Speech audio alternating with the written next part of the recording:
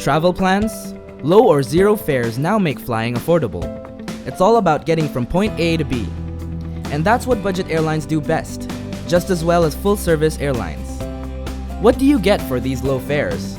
No frills, just the flights.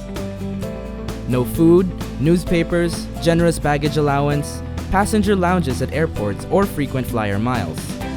Only the essentials remain, keeping costs low. How do budget airlines work? The single biggest cost for airlines is fuel. They prefer new planes that burn fuel more efficiently. There's only one aircraft type, so maintenance and training of pilots and crew go through the same program to meet global safety standards. There's no business or first class that requires additional training. With single-class seats, budget airlines have space for more passengers. A 150-seat Airbus A320 can seat up to 180. More passengers share the cost of flying. The result? More affordable tickets. In some flights, ticket sales exceed the actual number of seats. Airlines use a formula to calculate how many passengers will show up for each flight. They increase the seats for sale, knowing that a percentage will not wake up on time or forget they bought a low-cost ticket. Airlines use a fare ticket system that rewards early ticket purchases online. In each flight, a number of seats are reserved for promo fares on a first-come, first-served basis. These unbelievably low fares are up for grabs first. As the travel date nears, the fares get more expensive. How do you get the best budget flight deal? Consider the time of your flight and where you're headed. On holidays like Christmas, New Year, or long weekends, demand spikes for some destinations on particular times of the day.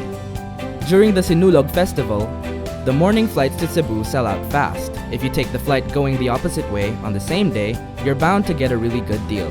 The airline wants to fill up the seats both ways. Overall, if you book your ticket late, you'll end up paying more. On budget airlines, extra perks are a choice, so you only pay for what you want or need. Online, you can pay extra to reserve an aisle or window seat, add baggage allowance, or travel insurance. On board, food and drinks, Wi-Fi, blankets, and souvenirs are optional and are not built into the cost of your ticket. What's the trade-off? If you're late or forget your passport and the plane leaves without you, the seat can no longer be sold, so there's no refund. You can rebook, but there's a fee, adding to the cost of your ticket.